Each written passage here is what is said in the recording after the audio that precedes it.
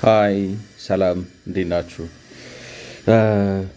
እንግዲህ በትላንትናው ማለት ትላንትና በነበረው አይ ቲንክ 79ኛው ኢኮኖሚክስ በሚለው ሲሪስ ላይ የድህነት ወጥመድ በሚል እንግዲህ ቪዲዮ ማቅረብ ጀምሬያለሁ። ከዛ በፊት ግን እንደው እግረ መንገዴን ነው አንድ ነገር ከመንገድ ላስወጣ ብዬ እንትን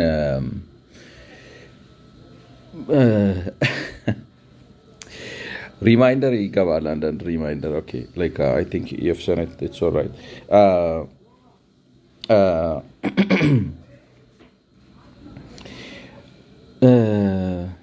ትንሽ ተንተባተብኩኝ ይቅርታ።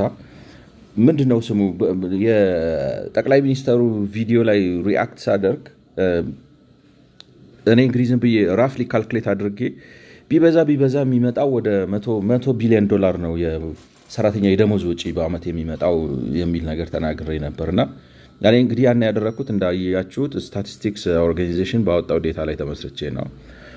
ግን ላይክ አንዳንዴ ዛሬ የሆነ ፓርላማ እንትን አልነበረም የበጀት የ2018 የበጀት ዲስከሽን ምናምን እሱን ዜና እያነበብኩኝ እንዲያው ምንድነው ሞፌድ ላይ ሄጄ ቼክ ማላረገው ብዬ የአቶ አህመድ ሺዴ መስሪያ ቤት ላይ ቼክ ሳደርግ ያው በአደባባይ በግልጽ አስቀምጠውታል። እንዲያውም እኔ ራፍሊ ካልኩሌት አድርጌ የደረስኩት አይ ላይክ ነው።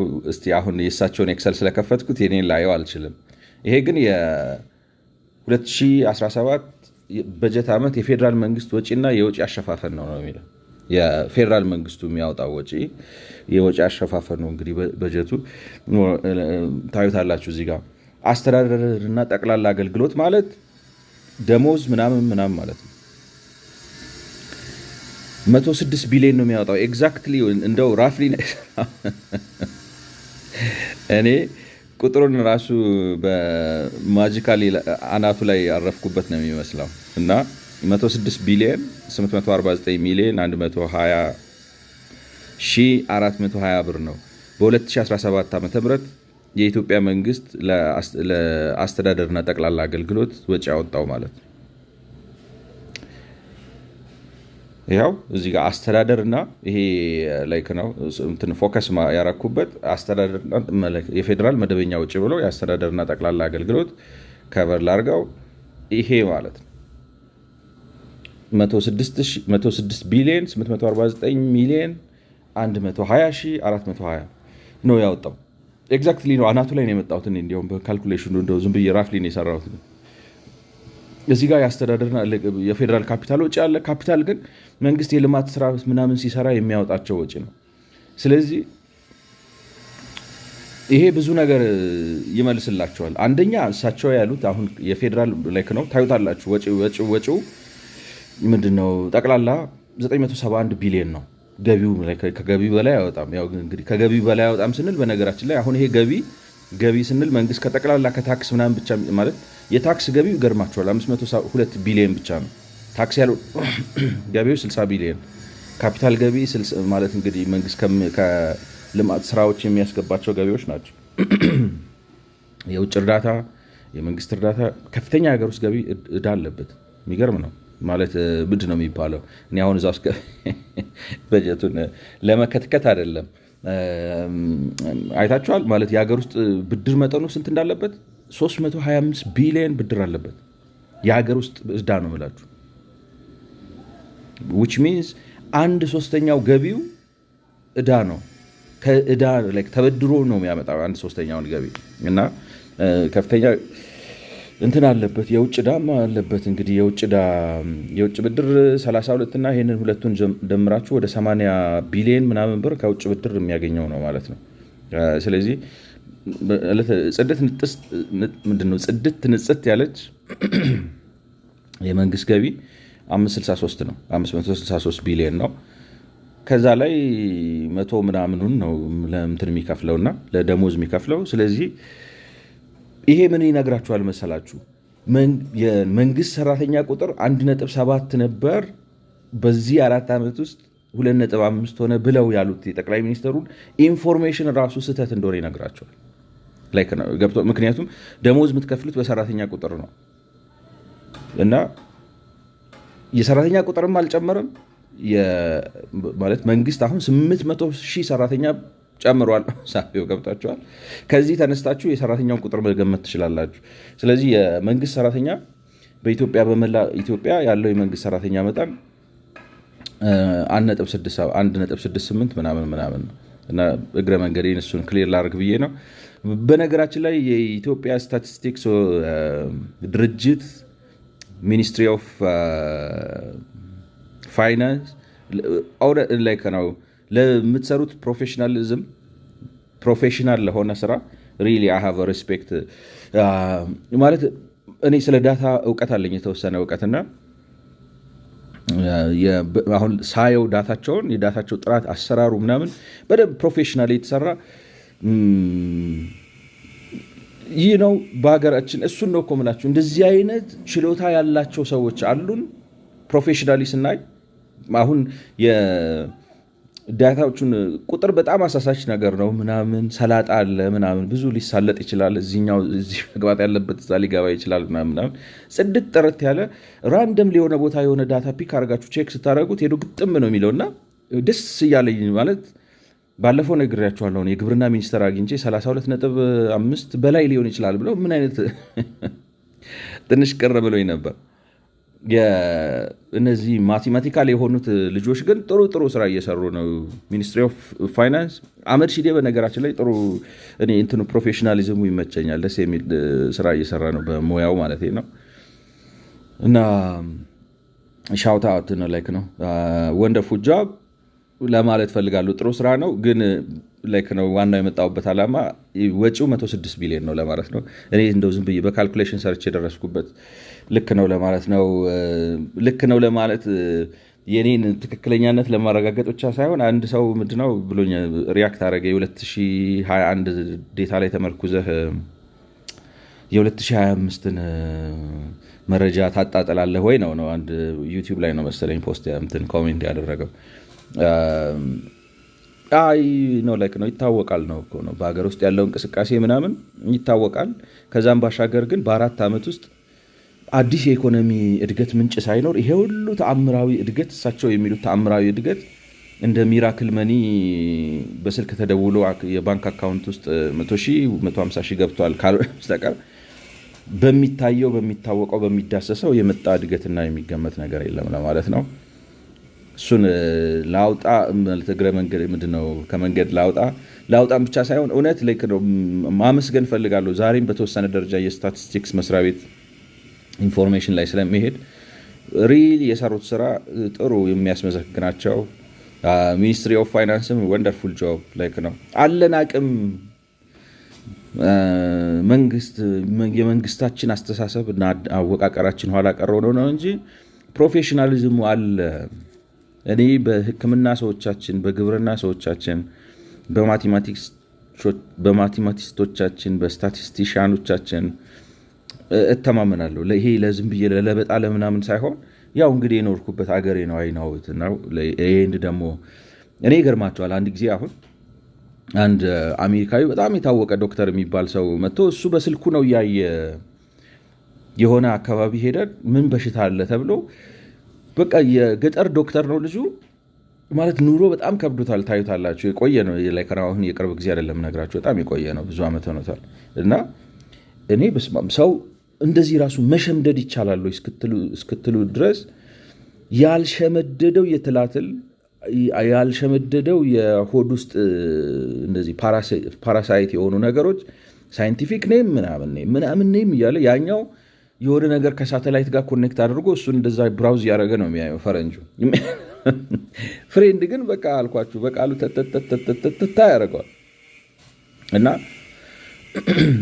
ታድለዋል ነው ያልኩት። ማለት በእንትኑ ጉልበት ነው በጤና ጥበቃው ጉልበት ነው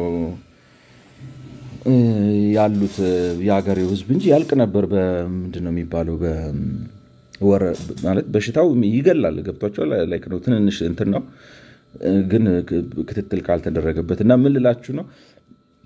በእርግጥ እንትንም ኮምፕሌንትም አለኝ ላይክ ነው ወጉ ግን ፕሮፌሽናሊዝሙ አለ ሀገራችን በጣም እና እኔ ሲመስለኝ ፖለቲካው ነው የጠፋው ነው። እንግዲህ ከተሳካለን ፖለቲካውን ለማረም እንሰራለን። እንግዲህ እግዚአብሔር የሚያደርገውን ማለት እኛ እንጥራለን፣ እንችለው እናደርጋለን። እንግዲህ የሚሆነውን ወደፊት እናያለን እንደሚሆን። ስለዚህ ይህን ካልኩ ወደ ዛሬው ጉዳይ ልምጣና በስማም 10 ደቂቃ ወሰድኩኝ። እንግዲህ የድህነት ወጥመድ ትላንትና ያነሷቸው ሀሳቦች ጠቅለል ስናደርገው፣ አንደኛ የድህነት ወጥመድ ማለት ሰዎች ሰርተው ጥረው ግረው ነገር ግን ጥረቱ አለ አይደለም ይሄ አሁን ካፕ ብለን ከምናስቀምጠው ከዚህ በታች ካገኘ ድሃ ከምንለው በላይ ሰዎች መውጣት እንዲያቅታቸው ሲያደርግ ማለት ነው። ከዓመት ዓመት ከትውልድ ትውልድ ከቤተሰብ ማለት በቃ ከዘመን ዘመን ሰዎች ይጥራሉ፣ ይሰራሉ ማለት ጣራላችሁኝ ጣርኩ፣ ጋራላችሁኝ ጋርኩ፣ ልፋላችሁኝ ለፋ። ግን ይሄ ነው like that's the epitomization of like poverty trap የድህነት ወጥመድ ሰውን ሰፍንጎ ሲይዝ ማለት ነው። እንደዛ ያ ነው ማለት ነው የድህነት ወጥመድ የሚባለው። ማለት ገቢያችሁ መሰረታዊ ወጪያችሁን ሸፍኖ መትረፍ ሲያቅተው ማለት ነው። መሰረታዊ ወጪያችሁን እና ደግሞ የኢኮኖሚ የልማት አሁን ለምሳሌ አካላችሁ የልማት መሳሪያ ነው። ያ የልማት መሳሪያ ካልተመገበ ጤናው ካልተጠበቀ ምናምን ይህ ነው ያላሸቀ ነው እንጂ የሚሄደው ደግሞ እድሜ እየጨመረ ቁጥር የደከመ ምናምን ነው እና ያንን ነገሮች ማሟላት አቅቶት መትረፍ ሳይችል ሲቀር ነው የድህነት ወጥመድ የሚባለው። እንዳልኳችሁ ድህነት አንጻራዊ ነው ከሀገር ሀገር። አሁን የአሜሪካ ድህነትና የኢትዮጵያን ድህነት አታነጻጸሩትም። አሜሪካን ሀገር ከድህነት ወለል በታች ነው የሚባለው ሰው በወር $1,000 ምናምን የሚያገኝ ነው። $1,000 ነው ፐርቼዚንግ ፓወሩ ብዙ ነው ማለት አሁን እኛ ሀገር $64 ነው ማግኘት ያለበት እያለን ነው እኛ ሀገር። አሜሪካ በጣም ድህነት ወለል ያለ ሰው $1,000 ምናምን ነው። እኛ ሀገር $64 ነው ማግኘት ያለበት። ያንን ወደ ብር ስትቀይሩት አሁን ባለው ኤክስቼንጅ ሬት ሞር ኦር ለስ $9,000 ይመጣል። $9,000 ማግኘት አለበት ነው ማለት እንግዲህ አስዩም ስናደርግ $9,000 ለምንድን ነው የሚፈልገው? ሰውየውን አስዩም የምናደርገው ቤት ተከራይቶ ነው የሚኖረው። እንትኖቹ እንዳሉት የችካ ቤት ተከራይተ ሳምቡሳ እየበላ ለመኖር እንደሚሉት ማለት ነው ኤአይዎቹ ማለት ነው። እና የጭቃ ቤት ተከራይቶ ነው ለጤን በልቶ ለማደር የሚያስችለው በቀን 3 በልቶ ለማደር ልብስ ለመልበስ የትራንስፖርት ወጪ ለማውጣት $9,000 ያስፈልገዋል በአማካይ አንድ ሰው ማለት ነው። ማለት የጭቃ ቤት የሚለው ብቻ ቤት ተከራይቶ ከስራ ወደሚሄድበት ቦታ ትራንስፖርት ከፍሎ ከአመመው ፓራሲታሞል ፓናዶል ምናምን ገዝቶ እነዚህ መሰረታዊ የምንላቸው ወጪዎች አውጥቶ ለመኖር $9,000 ያስፈልገዋል። ከዛ በታች የሚያገኝ ከሆነ ኦፍኮርስ ሊኖር ይችላል ላይክ ሰው ለምኖ መንገድ ላይ አድሮም ይኖራል። ገብቷቸዋል። ግን ከዛ በታች የሚያገኝ ሰው ከድህነት ወለል በታች ነው። እንግዲህ ጥልቀቱ እየጨመረ ይሄዳል ማለት ነው። ከዛ በታች እያነሰ ሲሄድ እና በአንጻራዊነት ነው የምናስቀምጠው። ከዛ እንግዲህ እኔ ያነሳሁት ምንድነው ዴቨሎፕመንት ኢኮኖሚክስ እና ኤድ ኢኮኖሚክስ የሚባል ነገር አለ። ከዚህ የተነሳ ስለ ድህነት ወጥመድ ስናወራ መከፋፈል አለብን። ይሄ የዴቨሎፕመንት ኢኮኖሚክስ የሚባለው ኢኮኖሚክስ ዘውግ ሳይከፋፍል ዝም ብሎ አንድ ላይ ደብሎ ወይም ጀምሎ ነው የሚያስቀምጣቸውና አረዳዳችንም ምላሽ አሰጣጣችንም ላይ ችግር ይፈጥራል። ምክንያቱም እኔ ግለሰባዊ የድህነት ወጥመድ ከማህበረሰባዊ ወይም ታሪካዊ ልንለው ከምንለው ጋር መምታታት የለበትም። እንደገና እርሱም ብሔራዊ ከምለው ጋር መምታታት የለበትም በሚል በዋናነት እንግዲህ ትላንትና ግለሰባዊና ማህበረሰባዊ ነው ያልኳችሁ። እንግዲህ ግለሰባዊ ሰዎች በስተትም በአደጋም በተለያየ ምክንያት ማለት የድህነት ወጥመድ ውስጥ ሊገቡ ይችላሉ። ሱሰኛ ሆነው በስር ወድቀው ወይ የአእምሮ መታወክ ህመም ገጥሟቸው ቤተሰብ ፈርሶ ትዳር ተፋቶ ወይም ያልታቀደ ያልታሰበ እርግዝና መጥቶ ወዘተ። እነዚህ ነገሮች ተደማምረው ሰዎች ከድህነት ለመውጣት የሚያደርጉትን ጥረት ሊያመክን ይችላል። ይጣራል ግን ከፍላጎቱ አንጻር ገቢው ስለማይመጣጠን ሁል ጊዜ ያቺ ከ9,000 አሁን እንግዲህ በእኛ ሀገር ሁኔታ ያቺ ከ9,000 ወይም ከ7,000 በታች ያለችውን ኑሮ ነው የሚያስኖረው ማለት ነው። እሱ ነው ግለሰባዊ ብዬ እሱን አብራራው። ከዛ ማህበረሰባዊ ነው ያልኩት። እንግዲህ ማህበረሰባዊ አሁን ይገርማቸዋል ምንድነው ስሙ ማህበረሰባዊ እኔ በዋናነት ከእንትን አኳያ ነው ያቀረብኩት። አሁን ጥቁር አሜሪካውያን አኳያ ጥቁር አሜሪካውያን ይገርማቸዋል ብዙ ነገር ደርሰባቸዋል። ነው ማወቅም ያለብን ይመስለኛል። እኔ እንደው አንዳንዴ ማለት ትንሽ ርዕሱ ምንድነው የሚባለው አፄ ኃይለ ሥላሴን እና ራስ ተፈሪያንስ ጥንብርኩሳቸውን ስለሚያወጣ እና እውነትም እሱንም ፈርቼውን ብቻ ሳይሆን ማለት ያገናኛቸዋል ከብዙ ሰዎች ጋር አባቴን፣ አጎቴን፣ አያቴን ምናምን ንጉሳችን ምናምን ይላል አንዳንድ ሰው። ግን ችግር የለውም እሱን እንግዲህ እንችለዋለን። ግን ያው ይሄ ይቀድማል ያኛው ማለት እንግዲህ ይሄ ሞር ኢምፖርታንት ነው። ያኛው ካልቸራል አስፔክቱ ነው ከፓን አፍሪካኒዝም ጋር ምናምን አለው። ፖለቲካል አስፔክት ግን ምንድነው ፕራዮሪታይዝ ስታደርጉ ይሄ የበለጠ አንገብጋቢ ነው በሚል ይሄኛው ላይ ያተኮርኩበትና ወደዚህ ያመጣው እንጂ ብዙ የሚያስተምረን ነገር አለ የጥቁሮቹ በአሜሪካ ያሳለፉት ታሪክ እና በዋናነት እንግዲህ ማህበረሰባዊ የምንለው የጥቁሮቹን ነው ላይክ ነው ማሳያ ሊሆን ይችላል ብዬ የጥቁሮቹን አቅርቤ ነበር። እንግዲህ ጥቁሮቹ ለምሳሌ ዱቦይስ እንደሚለው በማነው ስሙ በእንትን ሀገር በዶላር ሀገር በእንትን ይቅርታ በዶላር ሀገር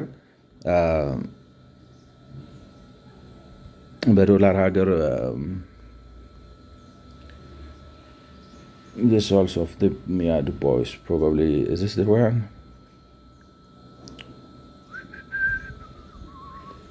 Let me check, sorry. It is mad. በፔጁ ነው ማቀው ዱቦይ ይሄን ይመስላል። በነገራችን ላይ መልኩ ላሳያችሁ ተጋግጬ አልተሳካልኝም።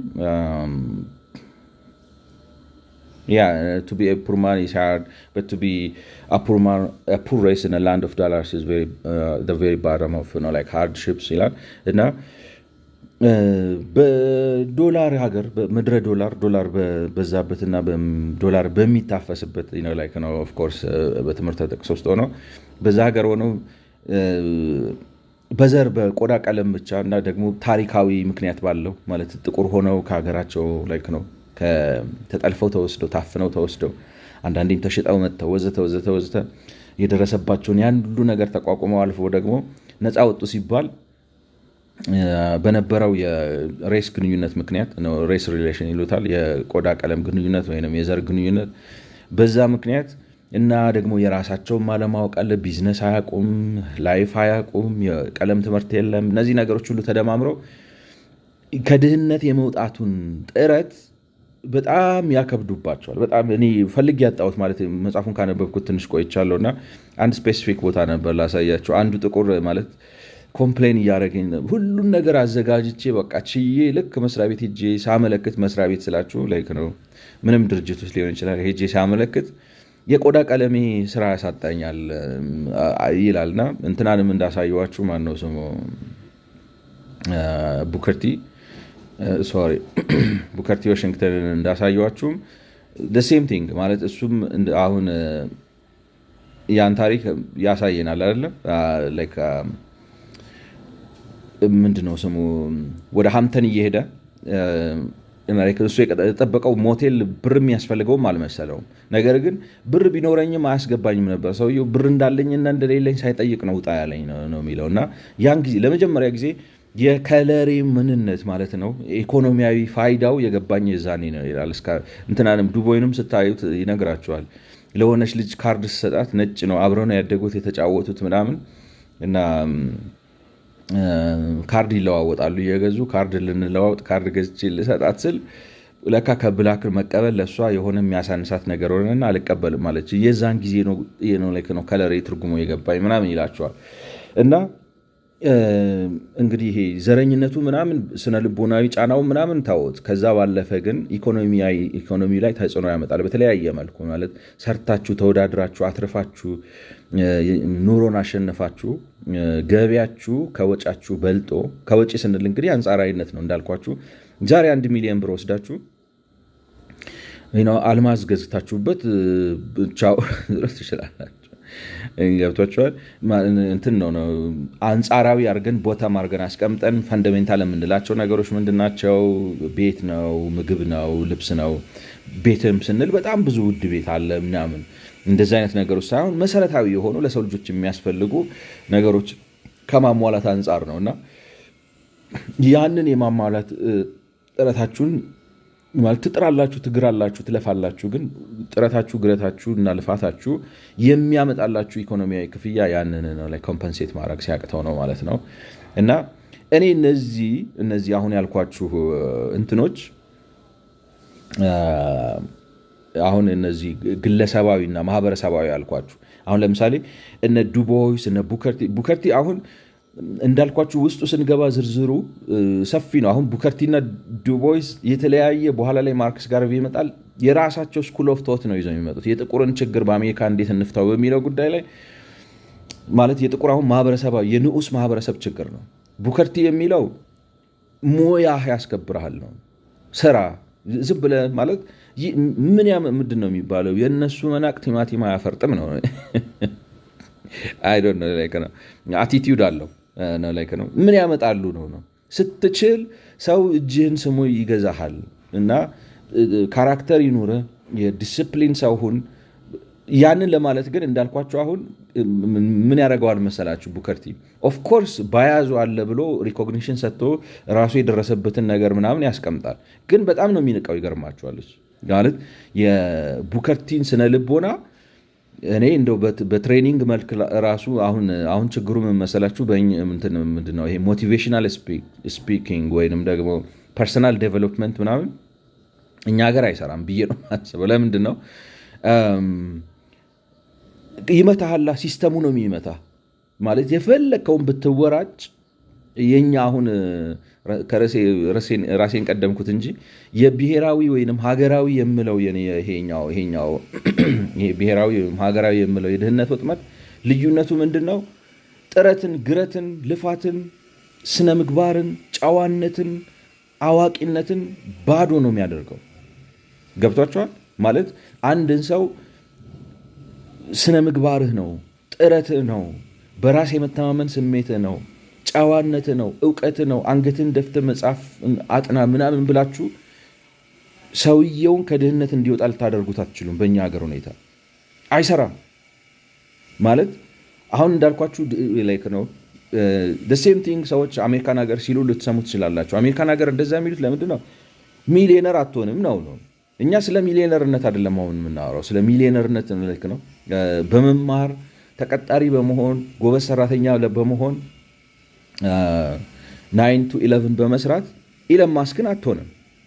ግን ከድህነት ወለል በላይ ትኖራለህ ከሰራ ይገብቷቸዋል በሐሳቤ ግልጽ ነው ይመስለኛል ከሰራ ከጣርክ መኪና መግዛት ብርቅ አይሆንብህም ከሞላ ጎደል ወግ ያለው ቤት ተከራይተህ መኖር ብርቅ አይሆንብህም ጥሩ ምግብ በልተህ ማደር ብርቅ አይሆንብህም ጥሩ ጫማ ማድረግ ብርቅ አይሆንብህም ይህ ነው ካስፈለገ ቫኬሽን መውጣት ምናምን ብርቅ አይሆንብህም እነሱ ይሄንን ግራይንዲንግ ነው የሚሉት ላይክ ነው ግራይንድ ታደርጋለህ አሁን እንግዲህ እንዳልኳችሁ ኑሮ ስታንዳርድ አለው ይሄን ኑሮ ነው ብሎ መኖር የማይፈልግ ሰውና የለም እኔ አመታዊ ገቢ ከ1 ሚሊዮን ካልበለጠ ምን ያደርግልኛል ምናምን የሚል ሰው ሊኖር ይችላል አሁን የአሜሪካ ሞቲቬሽናል ስፒከሮች ምናምን ሰልፍ ሄልፕ ቡኮች ወዘተ የሚያወሯችሁ ከ1 ሚሊዮን ዶላር በላይ በአመት እንዴት ማግኘት ትችላለህ እንዴት ቢዝነስ መሆን ትችላለህ በስራ በቦታ ሳትገደብ በምናምን ሳትገደብ ፍላይ ያረክ ምናምን እሱ ቅንጦት ነው ላይክ ነው ማለት ነው አይ አፕሪሺየት ዳት እንትኑን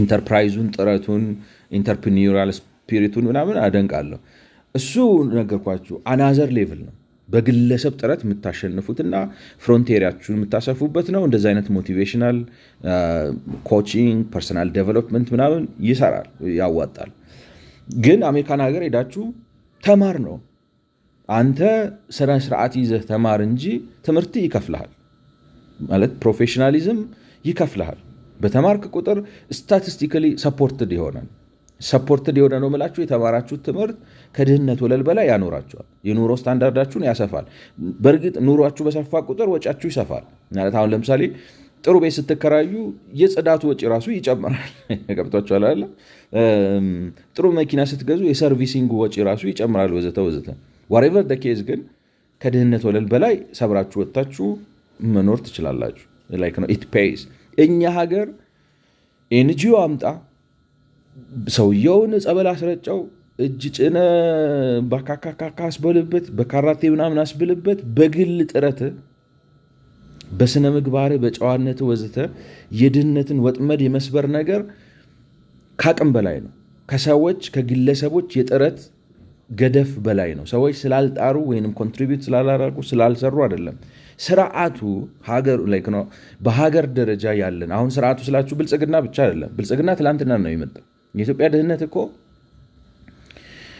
እንትን እኮ ነው ኢንዶጂኒየስ እኮ ብርቅዬ እንስሳ ሀገር በቀል ብርቅዬ እንስሳ ነው እና በፊትም የነበረ ነው እና ያለፋል እንደ ልፋታችሁ ዳትስ ዋይ አሁን ዶክተሮቹ ኮምፕሌን የሚያደርጉት ዳትስ ዋይ መምህራኖቻችን ሰራተኞች የመንግስት ሰራተኞች የተለያዩ ሰዎች እንሰራለን እንለፋለን ግን it doesn't pay ለቀለብ ያስቸግራል ለቤት ክራይ ያስቸግራል ለትራንስፖርት ያስቸግራል ልጆች ለማስተማር ያስቸግራል ወዘተ ወዘተ ያንን ከድህነት ላይ ማውጣት አለበትና የብሔራዊና የነዚህ ያልኳችሁ የማናቸው ስማቸው የማህበረሰባዊና የግለሰባዊ የሚለያየው ምንድነው ማህበረሰባዊና ግለሰባዊን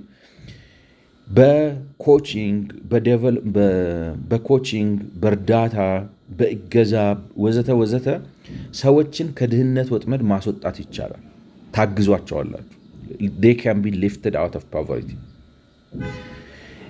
ብሔራዊ የድህነት ወጥመድ ግን በሚኖርበት ጊዜ ብሔራዊ ማለት ሀገራዊ ሆነ ባህሪ የድህነት ወጥመድ በሚኖርበት ጊዜ እንትን ነው ዴፊኒሽኑን የምታስታውሱት ከሆነ መጀመሪያ ላይ ዲፋይን ያደረኩት እኔ ሳይሆን ይህንን ጽሑፍ የጻፈው ሰውዬ a poverty trap is any self reinforcing mechanism ነው ማለት እንትን ነው ተገዳዳሪ ነው ድህነቱ ራሱ ጥረት ስታደርጉ እንዳይሳካላችሁ he makes sure that self reinforce ያደርጋል የማስፈጸም አቅም አለው ድህነቱን ባለበት የማስቀጠል ጉልበት አቅም ኃይል አለው ማለት ነው እና self reinforcing which causes poverty to persist like ባለበት እንዲቀጥል persistence እንዲኖረው የማስገደድ አቅም አለውና ሀገራዊ ሲሆን በእንትን ለማሸነፍ ያስቸግራል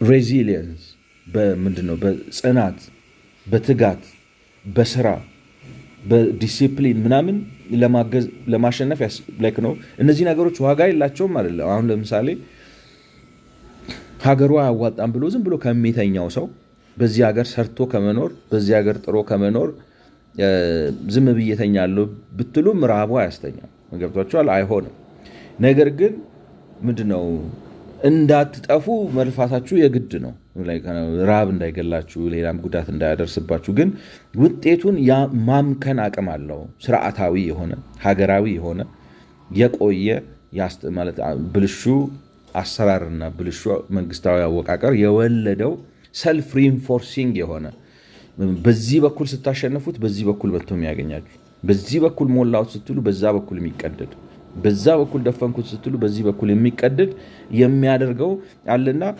ኤንጂኦዎች መጥተው አሁን ኢትዮጵያ ውስጥ ብቻ አይደለም በነገራችን ላይ ሀገራችንን ለማጣጣል አይደለም በአጠቃላይ አሁን እነዚህ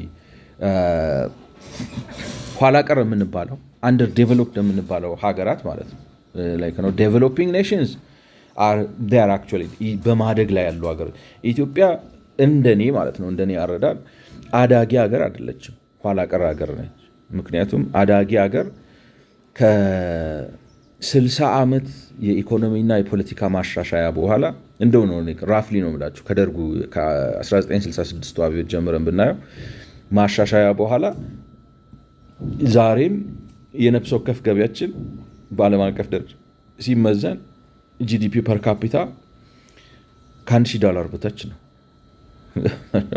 ቢበዛ 1100 ቢሆን ይሄ ደግሞ like ነው ፑረስት ካንትሪስ ኢን ዘ ወርልድ ነው የሚያስገባ ስለዚህ ከዚህ ሁሉ አመት በኋላ እዚህ ጋር የሚያስገባን ከሆነ ሙልጭ ያለን ደሃዎች ነን ማለት ነው ስለዚህ ከ30 አመት በኋላ እንደ ሀገር 30 አልኩኝ 60 አመት በኋላ ከ60 አመት ጥረት በኋላ ተመልሰን እዚህ ውስጥ ምንገኝ ከሆነ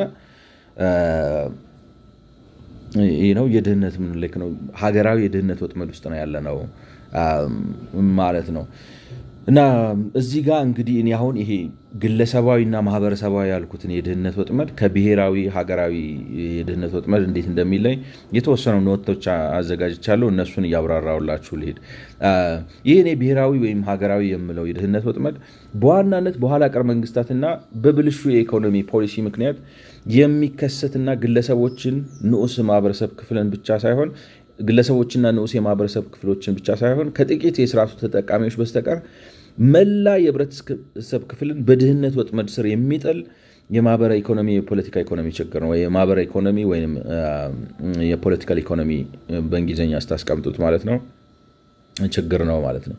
ሰዎች ንዑስ ህብረተሰባዊ ችግሩን ብትፈቱትም የድህነት ችግሩን ማትፈቱት ግለሰቦችን ብታሰለጥኗቸውም የሙያ ማሻሻያ፣ የባህሪ ለውጥ፣ ጥረት፣ ዲስፕሊን ወዘተ ወዘተ ቢያደርጉ በቃ ታውቃላችሁ አይፈነክትም እኮ አይገፋም እኮ። በጣም እኮ ነው የሚያስቸግረው። እኔ ይመስለኛል እኔ ካልተሳሳትኩኝ ማለት ፐሲሚስት እንደሆነባቸው አልፈልግም፣ ግን ዴታው የሚያሳየው እንደዚህ አይነት ብሊክ የሆነ የሚያስፈራ ነገር ነው። የሰዎች ጥረት፣ ግረት፣ መማር፣ እውቀት ኢድዝን ፔይ አይከፍልም። ድርቅ ያለ ነው። ምንድን ነው ከድንጋይ ደም እንደ መቅዳት ነው የሚሉት ፈረንጆቹ። ላይክ ነው ከድንጋይ ደም አይቀዳም አይደለም፣ እንደዛ ነው። በቃ ትጥራላችሁ የሚወጣው ነገር የለም፣ የሚታለብ ነገር የለም። እና በመሆኑም ያልኳቸው ማለት እነዚህ ማህበረሰብና ግለሰብ በቅደም ተከተል ግለሰቦች ወይ ንዑስ ማህበረሰብ ክፍልን የሚያጠቁ የድህነት ወጥመድ አይነቶች ናቸው። ስለዚህ በእርዳታ በገዛ ምናምን ይፈታሉ።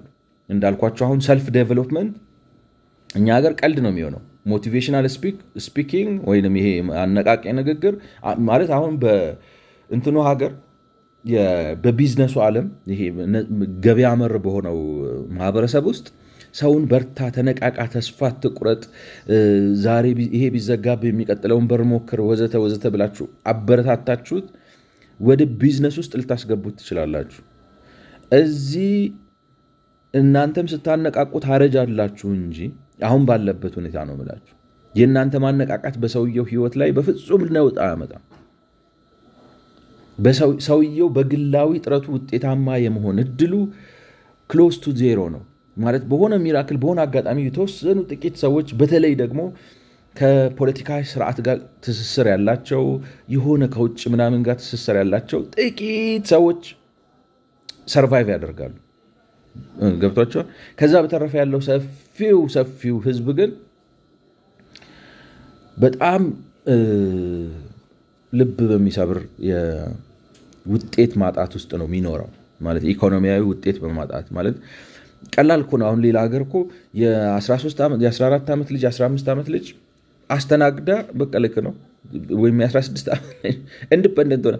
እዚህ ሀገር የ16 ዓመት ልጅ እንዴት አድርጋ ነው ራሷን በገንዘብ ችላለን? 16 አይደለም 30 40 ዓመት ሆኖት ሰው ከቤተሰቡ ቤት መውጣት እኮ የሚከብደው ሀገር በጣም ላይክ እንደዛ ሲባል ደግሞ የሆነ ሰነፍ ልጅ ሆኖ ምናምን አይደለም። ቶፕ የሚባሉት አሪፍ የሚባሉት ስማርት የሚባሉት የሚሰሩት ሰዎች ምናምን ያንን ማድረግ የሚከብዳቸው ነው። እና ሀገራዊ ሳንካው በጣም ዶሚናንት ስለሆነ ይለያል። ማህበረሰባዊ ሲሆን እንዳልኳችሁ በኤንጂኦ በትሬኒንግ በዲኤአይ ይሄ ዳይቨርሲቲ ኤኩቲ ኤንድ ኢንክሉዚቭነስ ለምሳሌ መስሪያ ቤት ስትቀጥሩ የተጎዳ ካለ ሴቶች ይቀጠሩ እንትን ምናምን ብላችሁ ታስተካክሉታላችሁ። የኛ ሀገር እኮ አይደለም። ልትቀጥሩ ትችላላችሁ እንደዛ አድርጋችሁ፣ እንደዛ እናደርግም አይደለም። ነገር ግን ተቀጣሪዎቹ ራሱ እንደዛ አድርጋችሁ የቀጠራችኋቸው ሰዎች ራሳቸው ከስርዓቱ ድክመት የተነሳ ምክንያቱም አሁን እንግዲህ የስታቲስቲክስን ዳታ ስታዩት በኋላ ላይ ያመጣዋለሁ ስታዩት ከ7,000 በላይ ከ7,000 ደሞዛቸው ከ7,000 ብር በታች የሆኑ ተቀጣሪዎች ብዛታቸው ወደ 4 ሚሊዮን ነው። 4 ሚሊዮኑ ሰራተኛ ከድህነት ወለል በታች ነው። እንግዲህ በወርልድ ባንክ የድህነት ወለል ምሳሌ መሰረት ማለት ነው።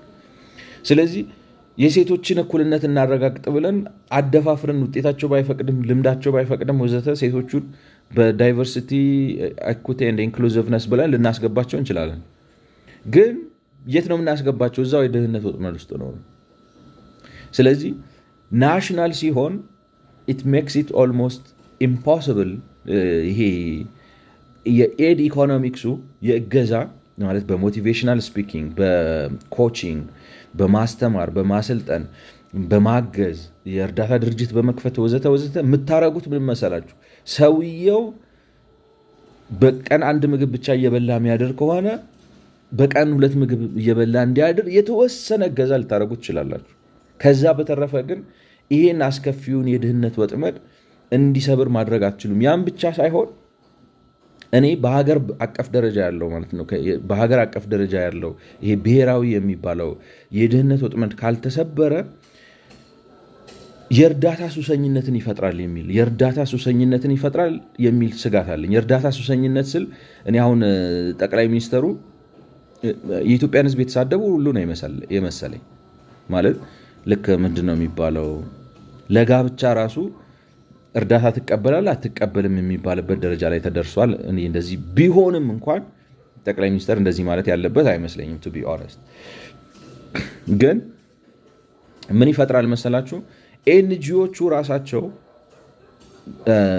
አንድ አባባል አለ። ምንድነው እዚች ጋር አስቀምጨዋለሁ። ላይክ ፒፕል ሊቪንግ ዊዝ ኤችአይቪ ኤድስ ኤንድ ፒፕል ሊቪንግ ኦን ኤችአይቪ ኤድስ። አንድ ጊዜ አንድ ሰው ማለት የእርዳታ ድርጅቶች በኤችአይቪ ስም በጣም ብዙ ብር ይሰበስቡና እና እንትን ይሆናል። ይሄ ኤችአይቪን ለመከላከል ብሎ ኮንደም የሚሸጠው መታቀብ መጠቀም እና ምንድነው አንዱ የመህጎችን የሚያስተምረው በየአካባቢው ቡዝ እያቆመ ብለድ ቴስት እንውሰድ የሚለው ምናምን የሚለው ራሱ እንትን ይሆናል። ድርጅት ማለት በእርዳታ ስም ይቋቋምና እርዳታ ብለው ይሄንን ኤችአይቪን ስርጭት ለመከላከል ብለው የሚሰሩት ሰዎች ራሳቸው ቢዝነስ ያደርጉታል። ቅጥር ማለት ለኤችአይቪ ለተጎዳው ሰው የጤና ሽፋንና ማለት ስርጭቱን ከመከላከል የተጎዳውን ሰው ከማከም ወይንም ደግሞ እድሜ ማራዘሚያ ምናምን ከመስጠቱ በላይ ኦርጋናይዜሽኑ ሰራተኛ ለመቅጠር ቢሮ ለመከራየት ወዘተ በሚያደርገው ነገር ለምሳሌ 2 ሚሊዮን ብር ቢመደብ በትክክል ተረጁ ጋር የሚደርሰው 1 ሚሊዮኑ ይሆናል። 1 ሚሊዮኑ ግን እዚሁ ደሞዝ ሲከፍል፣ ቤት ሲከራይ፣ መኪና ሲከራይ፣ ማስታወቂያ ሲያሰራ ምናምን እንትናን ያጎቱን ልጅ አክስቱን ልጅ ሲጠቅም እና ሪሊ ቢዝነስ ሆኗል አለኝ። በቃ ላይ ነው ኢት ሃዝ ቢካም አ ሲሪየስ ቢዝነስ እና አንዳንዴ ያስፈራ። ችግሩን ራሱ ለመፍጠር የሚጥሩ ነው የሚመስላችሁ፣ ለማጥፋት ብቻ ሳይሆን ለምን የኤድ ኢኮኖሚክስ ራሱ ኢኮኖሚክስ ነው። ምክንያቱም ይመደባል። ዓለም አቀፍ ሰዎች ብዙ ላይክ ነው። አሁን የውጭ ድርጅቶች አሜሪካኖች አሁን ብዙ በጀት ይመድባሉ። አሁን ጦርነቱ ምናምን መጥቶ የተለያዩ ነገር አስቀየራቸው እንጂ በጀት ይመድባሉና ያችን በጀት ለመቆራመጥ እንትን ምንድን ነው የሚባለው በቃ ሰዎች ይሰለፋሉ፣ ተቋማት ይገነባሉ እና እነዛ ተቋማት በዛ ላይ አሁን ኢትዮጵያ ውስጥ እንግዲህ ላይክ ነው ኤችአይቪን እንኳን ብትረሱት ዝም ብሎ እንትን የሰውን ሙድ ስለሚያትረሱት ናቸው። ግብርናውን ይዩት። ኢትዮጵያ ውስጥ ግብርና ለማሻሻል ብለው ሲዳ በሏቸው ሳይዳ በሏቸው ዋሬቨር ስንት የእርዳታ ድርጅቶች ስንት ጥረት አድርገዋል። ላለፉት ስንትና ስንት ዓመታት ስንት ኤክስፐርት እያመጡ ማለት ነው። አሁን የግብርና ሚኒስቴር ጋር አብረው የሚሰሩ የግብርና ሚኒስቴር ተውት፣ በየዩኒቨርሲቲዎቹ የግብርና ሳይንስን ለማስተማር እንትን ለማለት ምናምን የሚመደብ በእርዳታ ስም የሚመጣ የሀገር ብር አለ። ነገር ግን ተደምሮ what does it produce? ምን አመጣ? ግብርናው ምን ያህል አሻሻለው ስትሉ የተወሰነ ነገር አላሻሻለም እንዳትሉ የሆነ ዴሊቨረብል አለው። ምክንያቱም እንዳልኳችሁ አሁን እንግዲህ በደርግ ዘመን የነበረው የፐር ሄክታር 10 ኩንታል ነበር። ኢህአዴግ 13 ነበር። ኢህአዴግ 18 አስገብቶታል፣ 28 አስገብቶታል። ወደ መለክ ነው ከ100% በላይ ያሳድጎታል ልንል እንችላለን።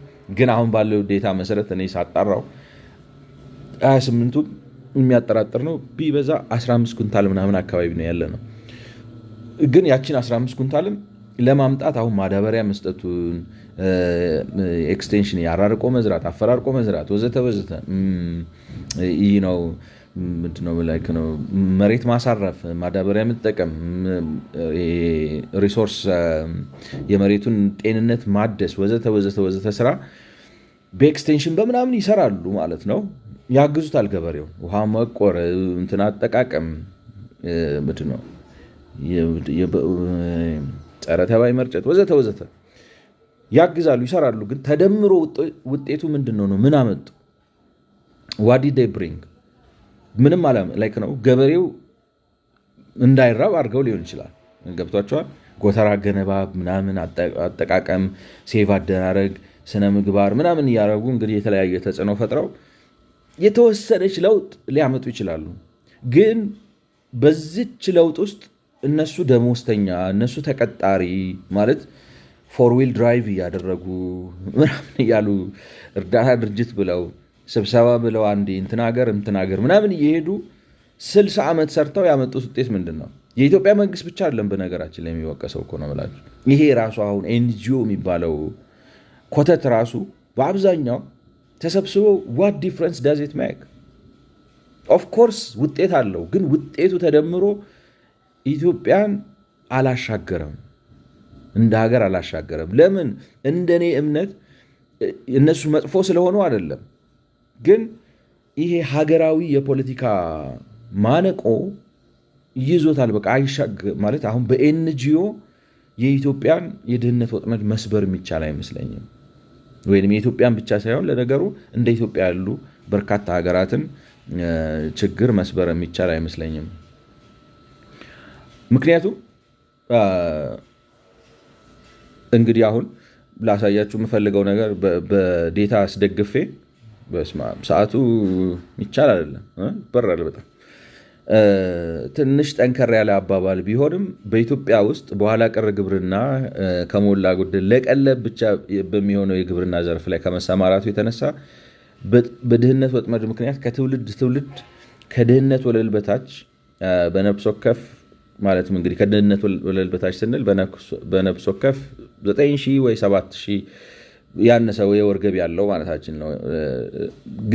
ማለት ያንን ኑሮ እየኖረ ያለው ገበሬው ብቻ ሳይሆን ቀደም ብለን ለማየት በሞከርነው መረጃ መሰረት በስታቲስቲክሱ ዴታ መሰረት ሰፊ ህብረተሰብ ክፍል ነው እዛ ውስጥ ያለው።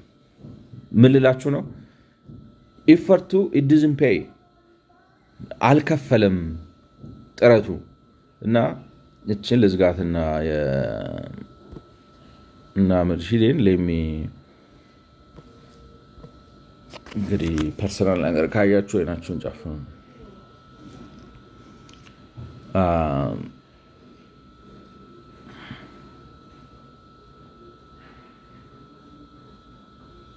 ማይክሮሶፍት ኦፊስ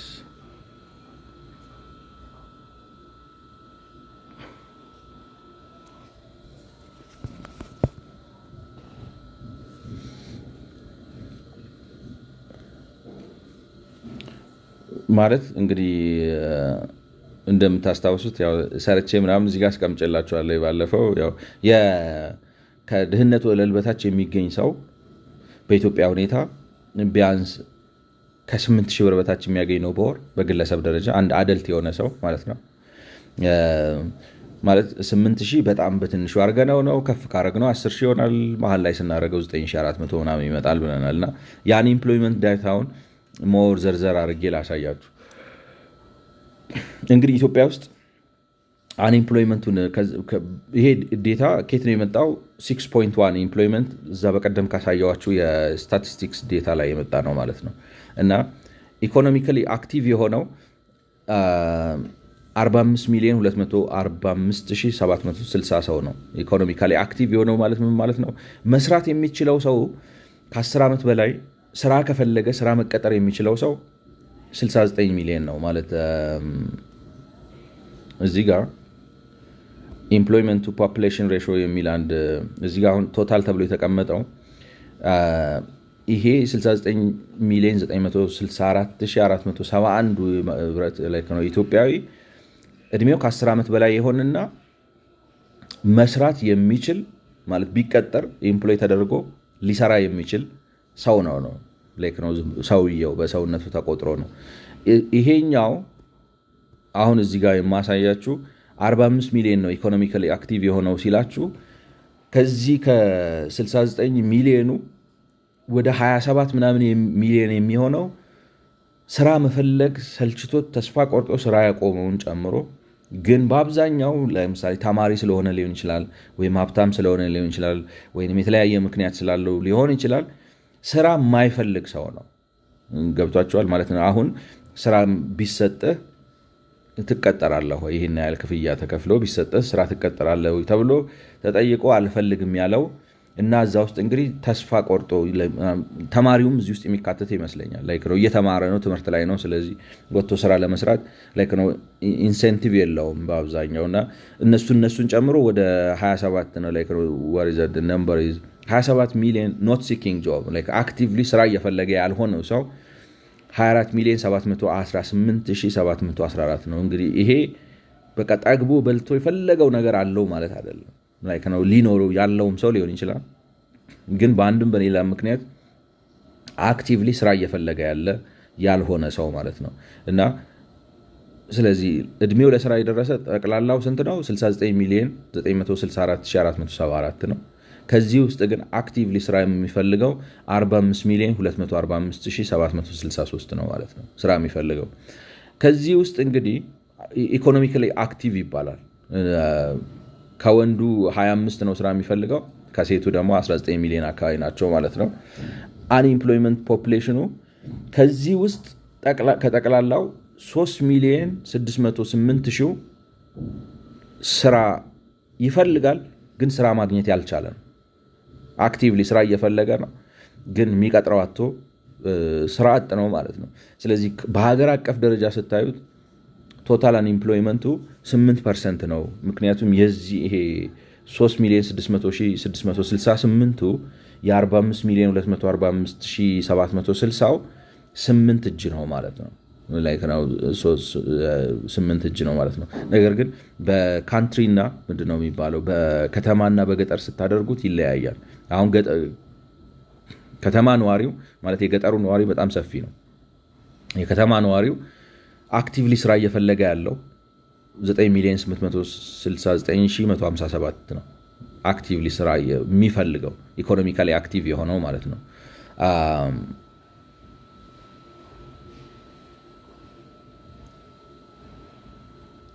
ከዚህ ውስጥ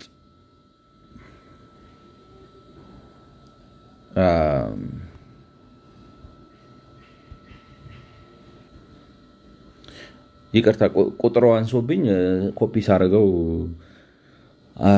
አሳስቸው ነው ወይ ምናምን ብዬ ነበር፣ ግን ሳየው ለካ አንኢምፕሎይመንት ነው። ከዚህ እንግዲህ 9 ሚሊዮን 867157 ውስጥ ስራ አጥቶ ከተማ ውስጥ ስራ መቀጠር ይፈልጋል።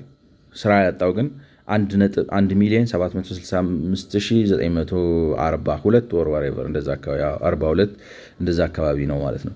ያን በፐርሰንት ስታወጡት 17.9 ነው። ኦልሞስት 18% ስራ አጥነት አለ ማለት ነው አዲስ አበባ ከተማ ውስጥ ላይክ ነው። በከተማዎቹ በጠቅላላ የአዲስ አበባ ከተማ ላይክ ነው። አዲስ አበባ ከተማ ብቻ አረኩት ከተማ በከተማ አርባን በሚባሉት አካባቢዎች 18% የስራ አጥ ቁጥር አለ ማለት ነው።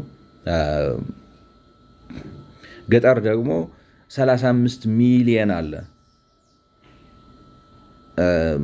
ኢኮኖሚካሊ አክቲቭ መሆን የሚፈልግ ማለት ነው። ከዛ ውስጥ ሌሎቹ ተቀጥረው ስራ ያጣው ጠቅላላ 1.8 ወይም 1 ሚሊዮን 842746 ነው። ስለዚህ ያንን ፐርሰንት ስታወጡት 5.2 እንትን አለው ስራ አጣለው ማለት ነው። እዚህ ጋር አንድ ላነሳላችሁ የምፈልገው ነገር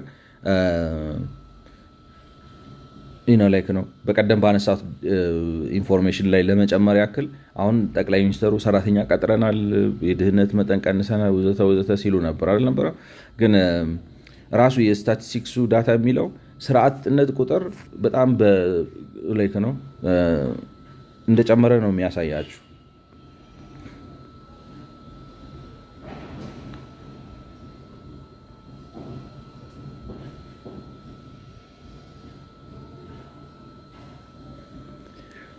ዴታው ሎድ እስኪያደርግ ትንሽ ጊዜ ይፈልጋል።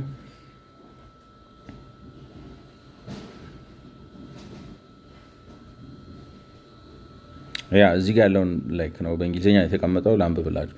The distribution of unemployed population aged 10 years and above together with unemployment rate by region, age group and sex is presented in table 6.1. The survey result reveals that in February 2021 there were 3,608,688 unemployed persons, out of whom Males were 1,262,322 and females were 2,346,366. The rate of unemployment at national level in February 2021 is 8%. ማለት በሀገር አቀፍ ደረጃ ቅድም ያሳየዋችሁ ማለት ነው። በሀገር አቀፍ ደረጃ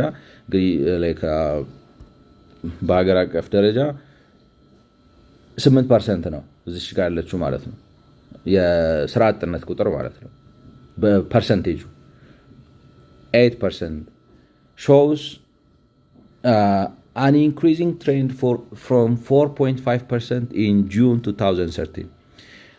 እንግዲህ በፈረንጆቹ አቆጣጠር በጁን 2013 ማለት እንግዲህ 7 ዓመት ስትቀንሱበት ወደ ስንት ነው የሚመጣው? 2003 ይቀነሳል 7 ወይ 8 3 5 ይሆናል። ወደ ከ2005 በኢትዮጵያ ማለት ነው። ከ2005 ጋር ሲነጻጸር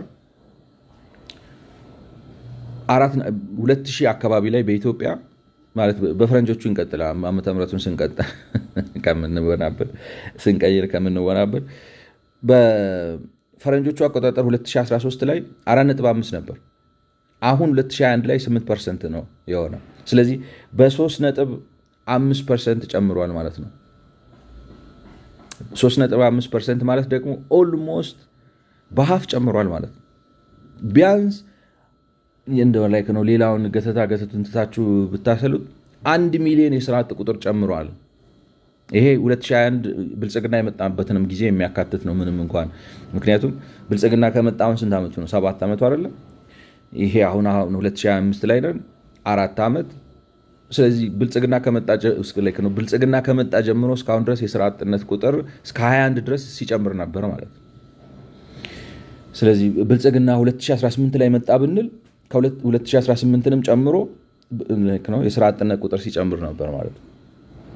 ስለዚህ የስራ አጥነት ቁጥር ጨምሯል ማለት ነው። እንደ ላይክ ነው ዴታ ውሳቸው ከሚሉት ጋር ኮንፍሊክት ያደርጋል። ፖይንት ግን ዋናው ሐሳቢ ምንድነው?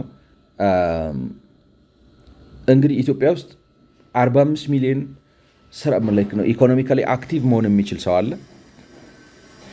ከዛ ውስጥ 5 ሚሊዮኑ ፔይድ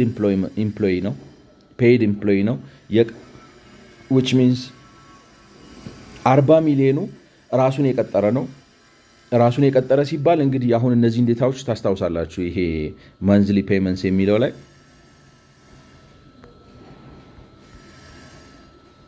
monthly payment ሳይሆን paid employment የሚለው ላይ ማለት ተከፋይ ሰራተኞች 5 ሚሊዮን ናቸው። ከነዚህ ውስጥ ገቨርንመንት አለ፣ ፓራስታታል አለ፣ ፕራይቬት አለ፣ ኤንጂኦ አለ፣ ዶሜስቲክ የቤት ሰራተኞች አሉ፣ ሌሎች የሚባሉ አሉ። ማለት እንግዲህ በጥቃቅንና አነስተኛ የተደራጁ ወደ 29000 62000 ምናምን እነሱ ዝም ብለው ከቁጥርም አይገቡም በሚሊዮን ስለሆኑ እነዛ ማለት ነው። ትልልቁን ቻንክ የያዘው ራሱን የቀጠረው ዝም ብሎ በቀን በሙያተኝነት የሚተዳደረውና በግብርና የሚተዳደረው ናቸው። ሰፊ ቁጥር ነው። ላይክ ነው ሰልፍ ኤምፕሎይዱ 15 ሚሊዮን ነው። ሰልፍ ኤምፕሎይድ ኢን አግሪካልቸር ውስጥ ራሱን ቀጥሮ እያረሰ እየቆፈረ ምናምን የሚበላ ከራሱ ያላለፈ ሰው ወደ 15 ሚሊዮን አለ። እሱን የሚያግዘው 11 ሚሊዮን አለ የማይከፈለው ምንም ክፍያ የሌለው ላይክ ነው ለማገዝ በቃ ምንድነው የሚባለው ቀለቡ ምናምን ብቻ እየተሰጠው ምንም አይነት ስፔሲፊክ የሆነ ሪሙነሬሽን ሳይኖረው የሆነ የተለየ ክፍያ ሳይኖረው የሚኖር 11 ሚሊዮን አለ። ስለዚህ ግብርና ውስጥ ብቻ ብታሰሉት 15 ሚሊዮን ሲደመር 11 ሚሊዮን ወደ 26 ሚሊዮን ከድህነት ወለል በታች። ምክንያቱም ገበሬ በነፍስ ወከፍ በወር ከ7000 ብር በላይ ያገኛል ተብሎ አይታሰብም። ምክንያቱም የመንግስት ሰራተኛው ራሱ ከተሜው ራሱ ከ7000 ብር በላይ የሚያገኘው 1 ሚሊዮኑ ብቻ ነው። የቀረው 4 ሚሊዮኑ ከዛ በታች የሚያገኝ ነው። ስለዚህ we cannot expect these guys to get የሆነ ዊንድፎል መጥቶ ምናምን መከር በስቶ ወይም አሁን ለምሳሌ ባለፈው ቡና እንደተወደደው ድንገት ቡና ጣራ ወጥቶ ኮረሪማ ጣራ ወጥቶ የሆነ ብር ካላገኘ በስተቀር ከድህነት ወለል በታች ያለ ሰው ነው። ሰልፍ ኤምፕሎይድ አግሪካልቸሩ 5 ሚሊዮን ነው። ነን አግሪካልቸር እንግዲህ ሱቅም የራሱን ሱቅም ሊሆን ይችላል፣ መበየድም ሊሆን ይችላል፣ አናጢነትም ሊሆን ይችላል ወዘተ። እሱን የሚያግዘው 3 ሚሊዮን አለ ተደማምረው 4 ሚሊዮን ሊሆን ይችላል። ይሄኛው 5 ሚሊዮን 9 ሚሊዮን 10 ሚሊዮን አሉ። ስለዚህ 26 10 ወደ 36 ሚሊዮን የሚሆኑት ከእጅ ወደ አፍ የሆነ ኑሮ የሚኖሩ ግን ራሳቸውን የቀጠሩ ማንም ሰው ያልቀጠራቸው ሰዎች ናቸው አይደለ? ላይክ ነው የመረጃው ትርጉም። ስለዚህ ወደዚህኛው ስመጣ እንግዲህ ኢኮኖሚካሊ አክቲቭ የሆኑት 45 ሚሊዮን 245 ናቸው። ይሄ እንግዲህ ስራ አጡንም ይጨምራል ማለት ነው። ወደ 4 ሚሊዮን የሚጠጋ ስራ ያጣ ማህበረሰብ ስራ እየፈልጎ ስራ ካጣ ከድህነት ወለል በታች ነው የሚኖረው ማለት ነው። እሱንም ይጨምራል። እነዚህ ገበሬዎቹንና አጋዦቻቸውን ይጨምራል። በግል ሙያ የሚተዳደሩትና አጋዦቻቸውን ይጨምራል ማለት ነው እዚህ ውስጥ እና እነዚህ ደግሞ ፔይድ ኢምፕሎይመንቶችንም ይጨምራል ማለት ነው። ተደማምረው እዛ ውስጥ ይጨምራል። ከፔይድ ኢምፕሎዮቹ 806 ሺህ ብቻ ናቸው ከ7 ሺህ ብር በላይ የሚከፈላቸው።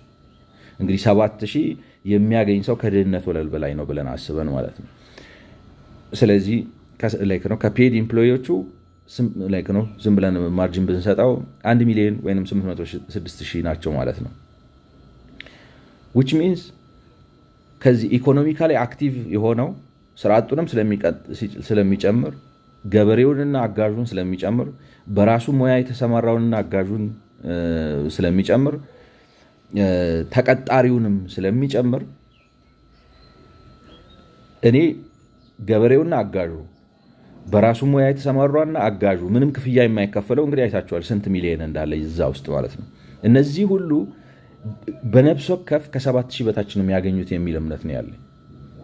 ምክንያቱም ተቀጣሪው የተከበረው የመንግስት ሰራተኛ ማለት የተማረው ምናምን ያለው አድቫንስድ የሆነው የማህበረሰባችን ክፍል ከ7000 ብር በላይ በታች እያገኘ የራሱን ስራ የሚያገኘው ሰው ልክ ነው። ምክንያቱም ማንም እዚያ ይመጣልማ ወደዛ ነው የሚሄደው፣ ፔይመንት ወደዛ ይወስደው ነበር። ስለዚህ በእኔ ግምት ኢትዮጵያ ውስጥ 44 ሚሊዮን 438,964 ሰው ተቀጥሮ መስራት የሚችል ኢኮኖሚካሊ አክቲቭ ከሆነው የማህበረሰብ ክፍል ውስጥ እንግዲህ እነዛ ስራ አልፈልግም ብለው ይተውታሉ 24 ሚሊዮን ማለት ለኢኮኖሚ ቢደርሱም ለአቅመ ኢኮኖሚ ለአቅመ ስራ ቢደርሱም እንግዲህ በራሳቸው የተለያየ ምክንያት መስራት ስለማይፈልጉ ወዘተ ወዘተ ወዘተ እነሱን አስወጥተን ሀብታም ስለሆኑ ሊሆን ይችላል፣ እየተማሩ ስለሆነ ሊሆን ይችላል ወዘተ የማይፈልጉት 24 ሚሊዮን አሉ። እነሱን ስናወጣ ኢኮኖሚካሊ አክቲቭ ሆኖ ስራ እየሰራ ከሚኖረው የህብረተሰብ ክፍል 44 ሚሊዮን 438 ሺህ ከድህነት ወለል በታች ነው የሚኖረው በዓለም በወርልድ ባንክ የድህነት ወለል መሰረት which means $64 በወር የማያገኘው ሰው ማለት ነው። ስለዚህ ሐሳቤ ምንድነው እዚህ ጋር የፈለኩት